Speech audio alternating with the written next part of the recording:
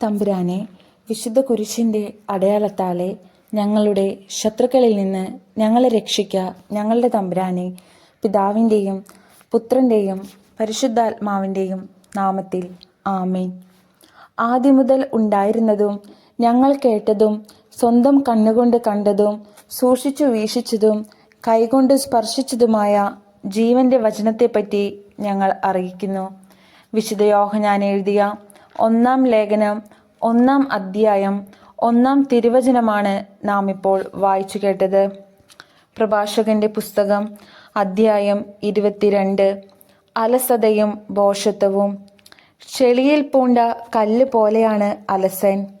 അവൻ്റെ നിന്ദ്യാവസ്ഥയെ എല്ലാവരും പരിഹസിക്കുന്നു. അലസൻ ശുചിത്വമില്ലാത്ത ചാണകക്കൂനയിലെ ചേറിന് തുല്യം. അതിനെ സ്പർശിക്കുന്നവൻ കൈ കുടഞ്ഞു കളയുന്നു. ദുർമാർഗിയുടെ പിതാവായിരിക്കുക അപകീർത്തികരമാണ്. പെൺകുട്ടി ജനിക്കുന്നത് നഷ്ടമാണ്. വിവേകമുള്ള പുത്രിക്കു വരനെ ലഭിക്കും. ലജ്ജാകരമായി പ്രവർത്തിക്കുന്ന പുത്രി പിതാവിന് ദുഃഖഹേതുവാണ്. അടക്കമില്ലാത്ത മകൾ പിതാവിനും ഭർത്താവിനും അപകീർത്തി വരുത്തുകയും ഇരുവരാലും വെറുക്കപ്പെടുകയും ചെയ്യുന്നു. അനവസരത്തിൽ പറയുന്ന കഥ വിലാപവേളയിൽ സംഗീതം പോലെയാണ്. എന്നാൽ ജ്ഞാനത്തിൻ്റെ ശിക്ഷണം എപ്പോഴും ഉചിതമാണ്. മൂഢനെ വിദ്യ അഭ്യസിപ്പിക്കുന്നത് പൊട്ടിയ കലത്തിൻ്റെ കഷ്ണങ്ങൾ ഒട്ടിച്ചു ചേർക്കുന്നത് പോലെയാണ്, അല്ലെങ്കിൽ ഗാഠനിദ്രയിൽ ലയിച്ചവനെ ഉണർത്തുന്നത് പോലെയാണ്. മൂഢനോട് കഥ പറയുന്നവൻ അർദ്ധനിദ്രാവസ്ഥയിൽ കഴിയുന്നവനോടാണ് പറയുന്നത്. പറഞ്ഞു കഴിയുമ്പോൾ എന്താണോ പറഞ്ഞതെന്ന് അവൻ ചോദിക്കും. മരിച്ചവനെ ഓർത്ത് കരയുക, അവൻ്റെ പ്രകാശം അണഞ്ഞുപോയി. ഭോഷനെ ഓർത്ത് കരയുക, അവൻ്റെ ബുദ്ധി കെട്ടുപോയി. മരിച്ചവനെ ഓർത്ത് ഏറെ കരയേണ്ട, അവന് വിശ്രമം ലഭിച്ചു. ഭോഷന്റെ ജീവിതം മരണത്തേക്കാൾ കഷ്ടമാണ്. മരിച്ചവന് വേണ്ടിയുള്ള വിലാപം 7 ദിവസം കൊണ്ട് അവസാനിക്കുന്നു. ഭോഷനു വേണ്ടിയോ ദൈവഭയമില്ലാത്തവന് വേണ്ടിയോ ഉള്ളത് അവൻ്റെ ജീവിതകാലം മുഴുവൻ നീണ്ടു നിൽക്കുന്നു. മൂഢനുമായി അധികം സംസാരിക്കുകയോ ബുദ്ധിശൂന്യനെ സന്ദർശിക്കുകയോ അരുത്. അവനിൽ നിന്ന് അകന്നു നിൽക്കുക, അവൻ നിന്നെ കുഴപ്പത്തിലാക്കും. തന്നെ കുടഞ്ഞ് അവൻ നിന്റെ മേൽ ചെളി തെറിപ്പിക്കും. അവനെ ഒഴിവാക്കുക, നിനക്ക് സ്വസ്ഥത ലഭിക്കും. അവൻ്റെ ഭോഷത്വം നിന്നെ വലയ്ക്കുകയില്ല. ഈയത്തേക്കാൾ ഭാരമുള്ളത് എന്താണ്? അതിൻ്റെ പേര് ഭോഷൻ എന്നല്ലാതെ മറ്റെന്താണ്? മണലും ഉപ്പും ഇരുമ്പു കട്ടിയും ഭോഷനേക്കാൾ എളുപ്പത്തിൽ വഹിക്കാവുന്നതാണ്. കെട്ടിടത്തിൻ്റെ ശക്തിയായി ഉറപ്പിച്ചിരിക്കുന്ന ഉത്തരം ഭൂമികുലുക്കത്തിലും ഇളകുകയില്ല. ബുദ്ധിപൂർവമായ ആലോചന കൊണ്ട് ദൃഢമായ മനസ്സ് ഏത് വിപത്സന്ധിയിലും കുലുങ്ങുകയില്ല.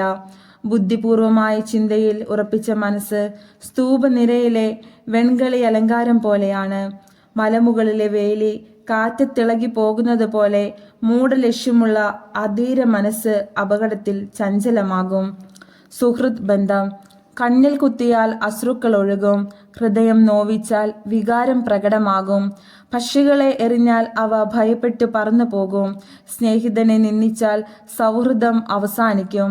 സ്നേഹിതനെതിരെ നീ വാളെടുത്തു പോയാൽ പോലും നിരാശനാകേണ്ട, സൗഹൃദം വീണ്ടെടുക്കാൻ സാധിക്കും. സ്നേഹിതനെതിരെ നീ സംസാരിച്ചാലും അസ്വസ്ഥനാകേണ്ട, അനുരഞ്ജന സാധ്യതയുണ്ട്. എന്നാൽ നിന്ന, ധിക്കാരം, രഹസ്യം വെളിപ്പെടുത്തൽ, ചതി എന്നിവ സ്നേഹിതരെ ഓടിച്ചു കളയുന്നു. അയൽക്കാരൻ്റെ ദാരിദ്ര്യത്തിൽ അവൻ്റെ വിശ്വാസം ആർജിച്ചാൽ അവൻ്റെ ഐശ്വര്യത്തിൽ നിനക്കും പങ്കുചേരാം. കഷ്ടകാലത്ത് അവനോട് ചേർന്ന് നിന്നാൽ അവൻ്റെ അവകാശത്തിൽ നിനക്കും പങ്കാളിയാകാം. തീച്ചുളയിൽ നിന്ന് നീരാവിയും പുകയും ജ്വാലയ്ക്കു മുമ്പേ ബഹിർഗമിക്കുന്നത് പോലെ നിന്ന രക്തചൊരിച്ചിലിൻ്റെ മുന്നോടിയാണ്. സ്നേഹിതനെ രക്ഷിക്കുന്നതിൽ ഞാൻ ലജ്ജിക്കുകയില്ല, ഞാൻ അവനിൽ നിന്ന് മറഞ്ഞിരിക്കുകയുമില്ല. എന്നാൽ അവൻ നിമിത്തം എനിക്കെന്തെങ്കിലും ഉപദ്രവം സംഭവിച്ചാൽ അതേപ്പറ്റി കേൾക്കുന്നവരെല്ലാം അവനെ സൂക്ഷിച്ചുകൊള്ളും. എൻ്റെ വായ്ക്ക് കാവൽക്കാരനും എൻ്റെ ചുണ്ടുകളിൽ വിവേകത്തിൻ്റെ മുദ്രയും ഉണ്ടായിരുന്നെങ്കിൽ ഞാൻ വീഴുകയോ നാവുമൂലം നശിക്കുകയോ ചെയ്യുകയില്ലായിരുന്നു. പ്രഭാഷകന്റെ പുസ്തകം അധ്യായം 23. ആത്മനിയന്ത്രണത്തിനു വേണ്ടി പ്രാർത്ഥന. എൻ്റെ പിതാവും ജീവിതത്തിൻ്റെ നിയന്താവുമായ കർത്താവെ, അവയുടെ ഇഷ്ടത്തിന് എന്നെ ഏൽപ്പിച്ചു കൊടുക്കരുതേ. അവ നിമിത്തം ഞാൻ വീഴാനിടയാക്കരുതേ. എൻ്റെ ചിന്തകളെ നേർവഴിക്ക് നയിക്കാൻ ഒരു ചാട്ടയും എൻ്റെ വികാരങ്ങൾക്ക് വിവേകപൂർണമായ നിയന്ത്രണവും ഉണ്ടായിരുന്നെങ്കിൽ എൻ്റെ പാപങ്ങൾ ശിക്ഷിക്കപ്പെടാതെ പോവുകയില്ല, എൻ്റെ കുറ്റങ്ങൾ അവഗണിക്കപ്പെടുകയുമില്ല. എൻ്റെ പാപങ്ങളും കുറ്റങ്ങളും പെരുകി ഞാൻ എൻ്റെ ശത്രുക്കൾക്ക് കീഴ്പ്പെടുകയോ അവർ എന്നെ ചൊല്ലി സന്തോഷിക്കുകയോ ചെയ്യുകയില്ല. എൻ്റെ പിതാവും ദൈവവുമായ കർത്താവെ, എൻ്റെ ദൃഷ്ടികൾ ഔദത്യം നിറഞ്ഞതാകരുതേ. അധമവികാരങ്ങൾക്കു ഞാൻ അടിമയാകരുതേ. അമിതമായ ആഹാരപ്രിയമോ ഭോഗാസക്തിയോ എന്നെ കീഴടക്കാതിരിക്കട്ടെ. നിർലജ്ജമായ വികാരങ്ങൾക്ക് എന്നെ ഏൽപ്പിച്ചു കൊടുക്കരുതേ. നാവിൻ്റെ വിനിയോഗം. കുഞ്ഞുങ്ങളെ, നാവിനെ നിയന്ത്രിക്കേണ്ടത് എങ്ങനെയെന്ന് കേൾക്കുവിൻ. ഈ ഉപദേശം അനുസരിക്കുന്നവൻ കുറ്റക്കാരനാവുകയില്ല. പാപിയുടെ പതനത്തിന് കാരണം അവൻ്റെ ചുണ്ടുകളാണ്. ചീത്ത പറയുന്നവൻ്റെയും അഹങ്കാരിയുടെയും വീഴ്ചയ്ക്ക് കാരണം നാവ് തന്നെ. ആണയിടുന്ന ശീലം നന്നല്ല. പരിശുദ്ധന്റെ നാമം വെറുതെ ഉരുവിടരുത്. നിരന്തരം പീഡിപ്പിക്കപ്പെടുന്ന അടിമയുടെ ശരീരത്തിൽ മുറിവ് ഒഴിയാത്തതുപോലെ എല്ലായ്പ്പോഴും ദൈവനാമം വിളിച്ചു ശപഥം ചെയ്യുന്നവൻ പാപത്തിൽ നിന്ന് സ്വതന്ത്രനായിരിക്കുകയില്ല. പതിവായി ആണയിടുന്നവൻ അകൃത്യങ്ങൾ കൊണ്ട് നിറഞ്ഞിരിക്കും. അവൻ്റെ ഭവനം ശിക്ഷയിൽ നിന്ന് ഒരിക്കലും മുക്തമാവുകയില്ല. ശപഥം നിറവേറ്റാതെ പോയാൽ അവൻ കുറ്റക്കാരനാകും. മനഃപൂർവ്വം ലംഘിച്ചാൽ ഇരട്ടി പാപമുണ്ട്. കള്ളസത്യം ചെയ്യുന്നവൻ ശിക്ഷിക്കപ്പെടും. അവൻ്റെ ഭവനത്തിൽ വിപത്തുകൾ നിറയും. മരണതുല്യമായ ഒരു തരം ശപഥമുണ്ട്. യാക്കോബിന്റെ സന്തതികളുടെ ഇടയിൽ ഒരിക്കലും അത് ഉണ്ടാകാതിരിക്കട്ടെ. ദൈവഭയമുള്ളവൻ ഇത്തരം തിന്മകളിൽ നിന്ന് അകന്നിരിക്കും. അവൻ പാപത്തിൽ മുഴുകുകയില്ല. അസഭ്യഭാഷണം ശീലിക്കരുത്, അത് പാപകരമാണ്. വലിയവരുടെ കൂടെയായിരിക്കുമ്പോൾ മാതാപിതാക്കന്മാരെ അനുസ്മരിക്കുക. അല്ലെങ്കിൽ നിന്നെ തന്നെ മറന്നുള്ള നിന്റെ പെരുമാറ്റത്തിൽ നീ അവരുടെ മുമ്പിൽ വിഡ്ഢിയാകും. ജനിക്കാതിരുന്നെങ്കിൽ എന്ന് നീ അപ്പോൾ ആഗ്രഹിക്കുകയും ജന്മദിനത്തെ ശപിക്കുകയും ചെയ്യും. നിന്ദനം ശീലിച്ചവർ ജീവിതകാലത്ത് ഒരിക്കലും പക്വത നേടുകയില്ല. ജഡിക പാപങ്ങൾ. 2 കൂട്ടർ പാപം വർദ്ധിപ്പിക്കുന്നു. മൂന്നാമതൊരു കൂട്ടർ ക്രോധം ക്ഷണിച്ചു വരുത്തുന്നു. വികാരം കൊണ്ട് ജ്വലിക്കുന്ന ഹൃദയം ആളുന്ന തീ പോലെയാണ്. ജീവിതം പൂർണ്ണമായി നശിപ്പിക്കുന്നതുവരെ അത് അടങ്ങുകയില്ല. ഭോഗാസക്തിക്ക് അടിമപ്പെടുന്നവൻ അഗ്നി ദഹിപ്പിക്കുന്നതുവരെ അതിൽ നിന്ന് സ്വതന്ത്രനാവുകയില്ല. വ്യഭിചാരിക്ക് എല്ലാ അപ്പവും മധുരിക്കുന്നു. മരണം വരെ അവൻ പിന്മാറുകയില്ല. വിവാഹ ഉടമ്പടി ലംഘിക്കുന്നവൻ ആത്മഗതം ചെയ്യുന്നു. ആരാണ് എന്നെ കാണുക? ഇരുട്ട് എനിക്ക് മറയാണ്. ഭിത്തികൾ എന്നെ ഒളിപ്പിക്കുന്നു. ആരും എന്നെ കാണുന്നില്ല. ഞാൻ എന്തിനു പേടിക്കണം? അത്യുന്നതൻ എൻ്റെ പാപങ്ങൾ പരിഗണിക്കുകയില്ല. മനുഷ്യനെ മാത്രമേ അവൻ ഭയപ്പെടുന്നുള്ളൂ. കർത്താവിൻ്റെ കണ്ണുകൾ സൂര്യനേക്കാൾ 10,000 മടങ്ങ് പ്രകാശമുള്ളതാണെന്ന് അവൻ അറിയുന്നില്ല. അവിടുന്ന് മനുഷ്യന്റെ എല്ലാ മാർഗങ്ങളും നിരീക്ഷിക്കുകയും നിഗൂഢ സ്ഥലങ്ങൾ കണ്ടുപിടിക്കുകയും ചെയ്യുന്നു. പ്രപഞ്ച സൃഷ്ടിക്ക് മുമ്പ് തന്നെ അവിടുന്ന് അത് അറിഞ്ഞിരുന്നു. സൃഷ്ടിക്ക് ശേഷവും അങ്ങനെ തന്നെ. ഈ മനുഷ്യൻ നഗരവീഥികളിൽ വെച്ച് ശിക്ഷിക്കപ്പെടും. ഒട്ടും പ്രതീക്ഷിക്കാതിരുന്നിടത്ത് വെച്ച് പിടിക്കപ്പെടുകയും ചെയ്യും. ഭർത്താവിനെ ഉപേക്ഷിച്ച് അന്യനിൽ നിന്ന് അവന് അവകാശിയെ നൽകുന്ന സ്ത്രീയും ഇങ്ങനെ തന്നെ. അവൾ അത്യുന്നതന്റെ നിയമം ലംഘിച്ചു. ഭർത്താവിനെ വഞ്ചിച്ച് വേശ്യാവൃത്തിയിൽ ഏർപ്പെട്ട് അന്യ പുരുഷനിൽ നിന്ന് സന്താനങ്ങൾക്ക് ജന്മം നൽകി. അവളെ സമൂഹത്തിന് മുമ്പാകെ കൊണ്ടുവരും. അവളുടെ സന്താനങ്ങളുടെ മേൽ ശിക്ഷയുണ്ടാകും. അവളുടെ കുഞ്ഞുങ്ങൾ വേര് പിടിക്കുകയോ ശാഖകൾ ഫലം പുറപ്പെടുവിക്കുകയോ ചെയ്യുകയില്ല. അവൾ അവശേഷിപ്പിക്കുന്നത് ശാപഗ്രസ്തമായ ഓർമ്മയാണ്. അവളുടെ അപകീർത്തി മായുകയില്ല. കർത്തൃഭയത്തേക്കാൾ ശ്രേഷ്ഠമോ കർത്താവിൻ്റെ കൽപ്പന അനുസരിക്കുന്നതിനേക്കാൾ മധുരമോ ആയി മറ്റൊന്നില്ലെന്ന് അവളെ അതിജീവിക്കുന്നവർ അറിയും. ദൈവത്തെ അനുസരിക്കുക വലിയ ബഹുമതിയും അവിടുത്തെ അംഗീകാരം ദീർഘായുസ്സുമാണ്. പ്രഭാഷകന്റെ പുസ്തകം അധ്യായം 24. ജ്ഞാനത്തിന്റെ മാഹാത്മ്യം. ജ്ഞാനത്തിന്റെ വാക്കുകൾ അവൾക്ക് തന്നെ പുകഴ്ചയാണ്. തൻ്റെ ജനത്തിന്റെ മധ്യത്തിൽ അവൾ മഹത്വം ആർജിക്കുന്നു. അത്യുന്നതന്റെ സഭയിൽ അവൾ വായി തുറക്കുന്നു. അവിടുത്തെ സൈന്യത്തിന്റെ മുമ്പാകെ അവൾ പ്രഘോഷിക്കുന്നു. അത്യുന്നതന്റെ നാവിൽ നിന്ന് പുറപ്പെട്ട് മൂടൽ മഞ്ഞ പോലെ ഞാൻ ഭൂമിയെ ആവരണം ചെയ്തു. ഉന്നതങ്ങളിൽ ഞാൻ വസിച്ചു. മേഘത്തൂണിലായിരുന്നു എൻ്റെ സിംഹാസനം. ഞാൻ തനിയെ ആകാശത്തിന് പ്രദക്ഷിണം വെക്കുകയും പാതാളത്തിന്റെ ആഴങ്ങളിൽ സഞ്ചരിക്കുകയും ചെയ്തു. ആഴിയിലെ അലകളിലും ഊഴിയിലും എല്ലാ ജനതകളിലും രാജ്യങ്ങളിലും എനിക്ക് ആധിപത്യം ലഭിച്ചു. ഇവയിലെല്ലാം ഞാൻ വിശ്രമ സങ്കേതം അന്വേഷിച്ചു. ആരുടെ ദേശത്ത് വസിക്കണമെന്ന് ഞാൻ ആലോചിച്ചു. അപ്പോൾ സകലത്തിൻ്റെയും സൃഷ്ടാവ് എനിക്കു കൽപ്പന നൽകി. എൻ്റെ സൃഷ്ടാവ് എനിക്ക് കൂടാരത്തിന് സ്ഥലം നിശ്ചയിച്ചു തന്നു. അവിടുന്ന് പറഞ്ഞു, യാക്കോബിൽ വാസമുറപ്പിക്കുക, ഇസ്രായേലിൽ നിന്റെ അവകാശം സ്വീകരിക്കുക. കാലം ആരംഭിക്കുന്നതിന് മുമ്പ് അവിടുന്ന് എന്നെ സൃഷ്ടിച്ചു. ഞാൻ അനന്തമായി നിലനിൽക്കുന്നു. വിശുദ്ധ മന്ദിരത്തിൽ അവിടുത്തെ മുമ്പിൽ ഞാൻ ശുശ്രൂഷ ചെയ്തു. സിയോനിൽ ഞാൻ വാസമുറപ്പിച്ചു. അങ്ങനെ പ്രിയങ്കരമായ നഗരത്തിൽ അവിടുന്ന് എനിക്ക് വിശ്രമം നൽകി. ജെറുസലേമിൽ എനിക്ക് ആധിപത്യവും. ഒരു ബഹുമാന്യ ജനതയുടെ ഇടയിൽ അവരുടെ അവകാശമായ കർത്താവിൻ്റെ ഓഹരിയിൽ ഞാൻ വേരുറച്ചു. ലെബനോനിലെ ദേവദാരു പോലെയും ഹെർമോനിലെ സരളമരം പോലെയും ഞാൻ ഉയർന്നു. എൻഗേദിയിലെ ഈന്തപ്പന പോലെയും ജെറീക്കോയിലെ പനിനീർച്ചെടി പോലെയും ഞാൻ വളർന്നു. വയലിലെ ഒലിവുമരം പോലെയും നദീതടത്തിലെ വൃക്ഷം പോലെയും ഞാൻ പുഷ്ടി പ്രാപിച്ചു. ഇലവങ്കം പോലെയും സുഗന്ധ തൈലം പോലെയും ഞാൻ പരിമളം പരത്തി. വിശിഷ്ടമായ മീറ പോലെ ഞാൻ സൗരഭ്യം വീശി. നറും പശ, ചന്ദനം, കുങ്കുമം, ദേവാലയത്തിലെ കുന്തുരുക്കം എന്നിവയെപ്പോലെയും ഞാൻ സുഗന്ധം പ്രസരിപ്പിച്ചു. കരുവേല മരം പോലെ ഞാൻ ശാഖ വീശുന്നു.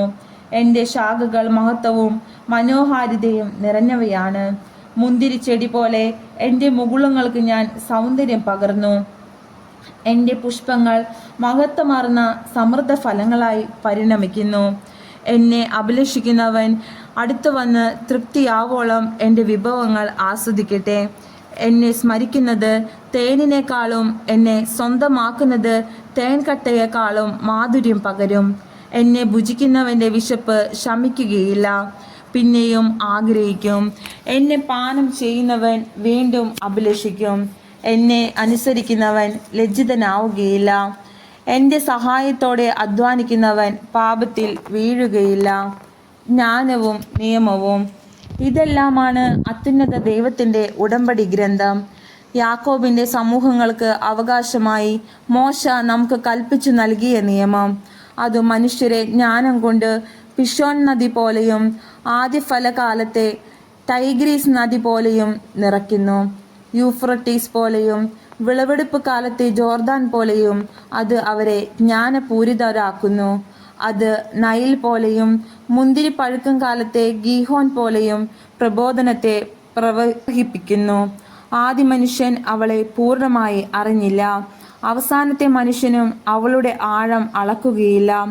അവളുടെ ചിന്ത സമുദ്രത്തേക്കാൾ വിശാലവും അവളുടെ പ്രബോധനം അഗാധത്തേക്കാൾ ആഴമേറിയതും ആണ്. നദിയിൽ നിന്നുള്ള തോട് പോലെയും ഉദ്യാനത്തിലേക്കുള്ള നീർച്ചാല് പോലെയും ഞാൻ ഒഴുകി. ഞാൻ എൻ്റെ ഉപവനം നനയ്ക്കുകയും തോട്ടം കുതിർക്കുകയും ചെയ്യും എന്ന് ഞാൻ പറഞ്ഞു. ഇതാ എൻ്റെ തോട് നദിയായി, എൻ്റെ നദി സമുദ്രമായി. ഞാൻ വീണ്ടും എൻ്റെ ഉപദേശത്തെ പ്രഭാതം പോലെ പ്രകാശമാനമാക്കും. അതിൻ്റെ കാന്തി വിദൂരങ്ങളിലും പ്രസരിപ്പിക്കും. ഞാൻ ഇനിയും എൻ്റെ പ്രബോധനങ്ങൾ പ്രവചനം പോലെ ചൊരിയുകയും ഭാവി തലമുറകൾക്ക് നൽകുകയും ചെയ്യും. ഞാൻ എനിക്ക് വേണ്ടി മാത്രമല്ല, ഉപദേശം തേടുന്ന എല്ലാവർക്കും വേണ്ടിയാണ് അധ്വാനിച്ചതെന്ന് അറിയുക. പ്രഭാഷകന്റെ പുസ്തകം അധ്യായം 25. ആദരണീയർ, എൻ്റെ ഹൃദയം 3 കാര്യങ്ങളിൽ ആനന്ദം കൊള്ളുന്നു. അവ കർത്താവിൻ്റെയും മനുഷ്യരുടെയും ദൃഷ്ടിയിൽ മനോഹരമാണ്. സഹോദരന്മാർ തമ്മിലുള്ള യോജിപ്പ്, അയൽക്കാർ തമ്മിലുള്ള സൗഹൃദം, ഭാര്യ ഭർത്താക്കന്മാർക്ക് പരസ്പരമുള്ള ലയം. 3 തരക്കാരെ എൻ്റെ ഹൃദയം വെറുക്കുന്നു. അവരുടെ ജീവിതം എന്നിൽ കടുത്ത അമർഷം ഉളവാക്കുന്നു. ഗർവിഷ്ഠനായ യാചകൻ, വ്യാജം പറയുന്ന ധനവാൻ, മൂഢനായ വൃദ്ധ വ്യഭിചാരി. യൗവനത്തിൽ സമ്പാദിക്കാൻ കഴിയാത്ത നിനക്ക് വാർദ്ധക്യത്തിൽ എന്തു നേടാൻ കഴിയും? നര ചൂടിയവന്റെ വിവേകവും വയോവൃദ്ധന്റെ സതുപദേശവും എത്ര ആകർഷകമാണ്! വൃദ്ധനിൽ വിജ്ഞാനവും മഹത്തുക്കളിൽ വിവേകവും ഉപദേശവും എത്ര മനോഹരം! അനുഭവ സമ്പത്ത് വയോധികന് കിരീടവും ദൈവഭക്തി അവന് അഭിമാനവുമാണ്. 9 ചിന്തകൾ കൊണ്ട് ഞാൻ എൻ്റെ ഹൃദയത്തെ പ്രമോദിപ്പിച്ചു. 10-ാമതൊരെണ്ണം ഞാൻ പറയാം. മക്കളിൽ ആനന്ദിക്കുന്നവൻ, ശത്രുക്കളുടെ പതനം കാണാൻ കഴിയുന്നവൻ, ബുദ്ധിമതിയായ ഭാര്യയോട് കൂടി ജീവിക്കുന്നവൻ, വാക്കിൽ പിഴയ്ക്കാത്തവൻ, തന്നെക്കാൾ താഴ്ന്നവന് ദാസ്യവൃത്തി ചെയ്തിട്ടില്ലാത്തവൻ ഭാഗ്യവാൻ. വിവേകം നേടിയവനും ശ്രദ്ധാലുക്കളായ ശ്രോതാക്കളോട് സംസാരിക്കുന്നവനും ഭാഗ്യവാൻ. ജ്ഞാനം നേടിയവൻ എത്ര ശ്രേഷ്ഠൻ! ദൈവഭക്തനേക്കാൾ ഉത്കൃഷ്ടനായി ആരുമില്ല. ദൈവഭക്തി എല്ലാറ്റിനെയും അതിശയിക്കുന്നു. അതിനെ മുറുകെ പിടിക്കുന്നവൻ അതുല്യൻ. ദുഷ്ടസ്ത്രീകൾ. ഹൃദയശതത്തേക്കാൾ വലിയ ശതമോ ഭാര്യയുടെ കുടിലതയേക്കാൾ വലിയ കുടിലതയോ ഇല്ല. വെറുക്കുന്നവന്റെ ആക്രമണത്തെക്കാളും ശത്രുക്കളുടെ പ്രതികാരത്തെക്കാളും വലുതായി ഒന്നുമില്ല. സർപ്പത്തിൻ്റെതിനേക്കാൾ മാരകമായി വിഷമില്ല. ശത്രുവിൻ്റെതിനേക്കാൾ തീഷ്ണതയേറിയ ക്രോധവുമില്ല. ദുഷ്ടയായ ഭാര്യയോടൊത്ത് ജീവിക്കുന്നതിനേക്കാൾ അഭികാമ്യം സിംഹത്തിൻ്റെയോ വ്യാളിയുടെയോ കൂടെ വസിക്കുന്നതാണ്. ഭാര്യയുടെ ദുഷ്ടത അവളുടെ രൂപം കെടുത്തുന്നു. അവളുടെ മുഖം കരടിയുതേ പോലെ ഇരുളുന്നു. അവളുടെ ഭർത്താവ് അയൽക്കാരോട് കൂടെ ഭക്ഷണം കഴിക്കുന്നു. വേദനാപൂർണമായ നെടുവീർപ്പ് അടക്കാൻ അവന് കഴിയുന്നില്ല. ഭാര്യയുടെ അകൃത്യങ്ങൾ താരതമ്യപ്പെടുത്തുമ്പോൾ മറ്റെന്തും നിസ്സാരമാണ്. പാപികളുടെ വിധി അവളുടെ മേൽ പതിക്കട്ടെ. വൃദ്ധൻ മണൽക്കുന്ന് കയറുന്നത് പോലെയാണ് ശാന്തനായ ഭർത്താവ് വായാടിയായ ഭാര്യയോട് കൂടെ ജീവിക്കുന്നത്. സ്ത്രീയുടെ സൗന്ദര്യത്തിൽ കുടുങ്ങിപ്പോകരുത്. ധനത്തിനു വേണ്ടി അവളെ മോഹിക്കുകയുമരുത്. ഭാര്യയുടെ ധനത്തിൽ ആശ്രയിച്ചു കഴിയുന്ന ഭർത്താവിന് കോപവും നിന്ദയും അപകീർത്തിയും ഫലം. ദുഷ്ടയായ ഭാര്യയാണ് ഇടിഞ്ഞ മനസ്സിനും മ്ലാനമുഖത്തിനും വ്രണിത ഹൃദയത്തിനും കാരണം. ഭർത്താവിനെ പ്രീതിപ്പെടുത്താത്ത ഭാര്യ ഭർത്താവിൻ്റെ കൈകൾക്ക് തളർച്ചയും കാലുകൾക്ക് ദൗർബല്യവും വരുത്തുന്നു. ഒരു സ്ത്രീയാണ് പാപം തുടങ്ങിവെച്ചത്. അവൾ നിമിത്തം നാം എല്ലാവരും മരിക്കുന്നു. വെള്ളം ചോർന്നു പോകാൻ അനുവദിക്കരുത്. ദുഷ്ടയായ സ്ത്രീയെ ഏറെ പറയാൻ അനുവദിക്കരുത്. അവൾ നിന്റെ വരുതിയിൽ നിൽക്കുന്നില്ലെങ്കിൽ ബന്ധം വിടർത്തുക. പ്രഭാഷകന്റെ പുസ്തകം അധ്യായം 26. ഉത്തമ ഭാര്യ. ഉത്തമയായ ഭാര്യയുള്ളവൻ ഭാഗ്യവാൻ. അവൻ്റെ ആയുസ് ഇരട്ടിക്കും. വിശ്വസ്തതയായ ഭാര്യ ഭർത്താവിനെ സന്തോഷിപ്പിക്കുന്നു. അവൻ സമാധാനത്തോടെ ആയുസ് തികയ്ക്കും. ഉത്തമയായ ഭാര്യ മഹത്തായ അനുഗ്രഹമാണ്. കർത്താവിനെ ഭയപ്പെടുന്നവർക്ക് ലഭിക്കുന്ന ദാനങ്ങളിൽ ഒന്നാണ് അവൾ. ധനവാനോ ദരിദ്രനോ ആകട്ടെ, അവൻ്റെ ഹൃദയം സന്തുഷ്ടവും അവൻ്റെ മുഖം സദാ പ്രസന്നവുമായിരിക്കും. 3 കാര്യങ്ങൾ എനിക്ക് ഭയമാണ്. 4-മതൊന്ന് എന്നെ നടുക്കുന്നു. നഗരത്തിൽ പരന്ന അപകീർത്തി, ആൾക്കൂട്ടത്തിൻ്റെ മുമ്പിൽ വെച്ചുള്ള വിസ്താരം, വ്യാജ സാക്ഷ്യം. ഇവ മരണത്തെക്കാൾ ഭയാനകമാണ്. മറ്റൊരുവളിൽ ഭാര്യയ്ക്ക് തോന്നുന്ന അസൂയ ഹൃദയവേദനയും ദുഃഖവും ഉണ്ടാക്കുന്നു. അവളുടെ വാക്പ്രഹരം അത് പരസ്യമാക്കുന്നു. ദുഷ്ടയായ ഭാര്യ ഉരസുന്ന നുകം പോലെയാണ്. അവളെ സ്വീകരിക്കുന്നത് തേളിനെ പിടിക്കുന്നത് പോലെയാണ്. ഭാര്യയുടെ മദ്യപാനം പ്രകോപനം ഉളവാക്കുന്നു. അവൾ അവമതി മറച്ചു വെക്കുകയില്ല. സ്വൈരിണിയായ ഭാര്യയെ കാമാർത്ഥമായ കടാക്ഷത്തിലൂടെ തിരിച്ചറിയാം. ദുശാഠ്യക്കാരിയായ പുത്രിയെ കർക്കശമായി നിയന്ത്രിക്കുക. സ്വാതന്ത്ര്യം അവൾ ദുരുപയോഗപ്പെടുത്തും. അവളുടെ നിർലജ്ജമായ നോട്ടത്തിൽ കരുതൽ വേണം. അവൾ നിന്നെ വഞ്ചിച്ചാൽ അത്ഭുതമില്ല. ദാഹാർത്തനായ പഥികൻ കിട്ടുന്നിടത്തു നിന്നെല്ലാം കുടിക്കുന്നത് പോലെ അവൾ ഏത് വേലിക്കരികിലും ഇരിക്കും. ഏത് അസ്ത്രത്തിനും ആവനാഴി തുറന്നു കൊടുക്കും. ഭാര്യയുടെ വശ്യത ഭർത്താവിനെ പ്രമോദിപ്പിക്കുന്നു. അവളുടെ പുഷ്ടിപ്പെടുത്തുന്നു. മിതഭാഷിണിയായ ഭാര്യ കർത്താവിൻ്റെ ദാനമാണ്. സുശിക്ഷിതമായ ഹൃദയത്തെ പോലെ അമൂല്യമായി മറ്റൊന്നില്ല. ശാലീനത ഭാര്യയുടെ സൗഷ്ഠവം അതിവർക്കുന്നു. നിർമ്മലമായ ഹൃദയത്തിൻ്റെ മൂല്യം നിർണയാതീതമാണ്. കർത്താവിൻ്റെ ഉന്നതങ്ങളിൽ ഉദിക്കുന്ന സൂര്യനെ പോലെയാണ് ചിട്ടയുള്ള കുടുംബത്തിൽ ഉത്തമയായ ഭാര്യയുടെ സൗന്ദര്യം. വിശുദ്ധമായ തണ്ടിൽ പ്രകാശിക്കുന്ന ദീപം പോലെയാണ് സുഭഗമായ ശരീരത്തിൽ മനോഹരമായ മുഖം. രജതപീഠത്തിലെ സുവർണ സ്തംഭങ്ങൾ പോലെയാണ് നിശ്ചയദാർഢ്യമുള്ളവൻ്റെ മനോഹരമായ കാലുകൾ. അങ്ങനെ നിന്റെ സന്തതി നിലനിൽക്കും. തങ്ങളുടെ ആഭിജാത്യത്തിൽ അടിയുറച്ച് അവർ മഹനീയരാകും. വേശ്യ തുപ്പലിനേക്കാൾ വിലകെട്ടതാണ്. വിവാഹിത കാമുകർക്ക് ശവപ്പുരയാണ്. ദൈവഭയമില്ലാത്ത ഭാര്യ അധാർമികനു പറ്റിയ തുണ. ഭക്ത ദൈവഭക്തന് തുണയും. നിർലജ്ജമായ സ്ത്രീ സദാ നിന്ദ്യമായി വർത്തിക്കുന്നു. വിനയവതി ഭർത്തൃസന്നിധിയിലും സങ്കോചം കാണിക്കും. ധിക്കാരിണിയായ ഭാര്യ ശ്വാവിന് സദൃശയാണ്. ശാലീനയായ ഭാര്യ കർത്താവിനെ ഭയപ്പെടുന്നു. ഭർത്താവിനെ ബഹുമാനിക്കുന്ന ഭാര്യയെ സകലരും വിവേകവതിയായി കാണും. അവനെ അഹമ്മദിക്ക് പൂണ്ട് അവഹേളിക്കുന്നവൾ അധർമ്മിണിയായി എണ്ണപ്പെടും. ഉത്തമയായ സ്ത്രീയുടെ ഭർത്താവ് സന്തുഷ്ടനാണ്. അവൻ്റെ ആയുസ് ഇരട്ടിക്കും. 2 കാര്യങ്ങളെക്കുറിച്ച് എൻ്റെ ഹൃദയം ദുഃഖിക്കുന്നു.